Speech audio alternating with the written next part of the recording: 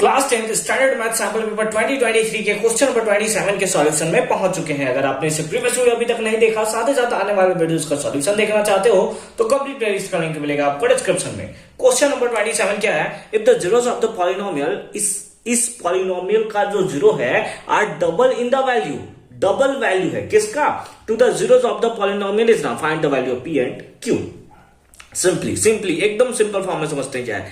इससे अगर इसको आप सॉल्व करोगे, इस क्वाड्रेटिक इक्वेशन, इस पॉलिनोमियल को जब आप सॉल्व करोगे तो यहां से जीरो मिलेगा, यहां से जो जीरोस मिलता है और इसका जो जीरो होगा दोनों डबल होगा, यानी इसके जीरोस का डबल कर दोगे तो इसका जीरोस निकलेगा।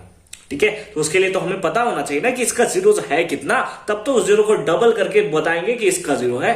तो आओ सबसे पहले उसको चेक कर लेते हैं। तो हमारे पास क्या है क्वेश्चन में, that is 2x² minus 5x minus 3, ये हमें गिवन है। ठीक है, तो इक्वल्स टू 0 ले लेते हैं इसको हम लोग, ताकि हम लोग जीरोस को फाइंड आउट कर सके। तो फर्स्ट का मल्टीप्लाई लास्ट से करेंगे, कितना होगा? 3 2 जा 6, हाँ तो हो गया हमारे 6 में से 1 माइनस करेंगे तो इतना होगा, तो हो जाएगा कितना?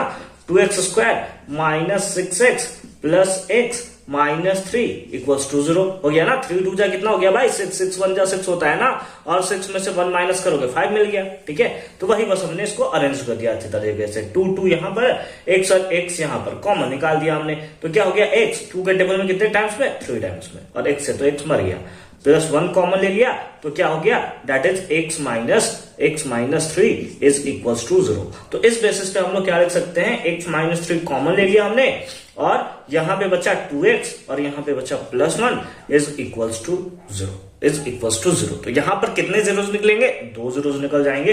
एक आ जाएगा x माइनस 3 इक्वल्स टू 0, और एक आ जाएगा that is 2x plus 1 equals to 0। तो x का वैल्यू यहां पे कितना आएगा? दैट इज x का वैल्यू हमारे पास एक 3 आया, और एक हमारे पास कितना आएगा? That is 2x equals to, ये प्लस में इधर गया तो माइनस में, ये मल्टीप्लाई में इधर गया तो डिवाइड में। तो हमारे पास दोनों को दोनों जीरोस इसके निकल चुके हैं। और यहां पर हमें क्या दिया हुआ है कि जो इसका जीरो है ना वो डबल है इसके जीरो का। तो आओ ATQ अकॉर्डिंग टू क्वेश्चन क्या लिख सकते हैं कि जीरोस ऑफ कितना? x² plus px plus QR। इसका जीरोस क्या हो गया? इसका डबल, तो 3 का डबल कितना हो गया? That is 6। इसका डबल कितना हो गया? यानी कि हो गया हमारे पास कितना? अगर इसको 2 से मल्टीप्लाई कर दिया जाए, 2 से 2 -1 कितना होगा? -1। एक इसका डबल हो गया 3 2 जा 6, और एक माइनस हाफ का डबल कर दिया दैट इज -1। नाउ अब हमें क्या निकालना है? P और Q का वैल्यू निकालना है। तो अगर आपको ये क्वाड्रेटिक इक्वेशन गिवन है और आपको पता है कि हर एक क्वाड्रेटिक इक्वेशन किस फॉर्म में होता है? x² plus bx plus c के फॉर्म में होता है, जहां पर a का वैल्यू कितना होगा? 1, b का वैल्यू कितना होगा? p, c का वैल्यू कितना होगा? That is q।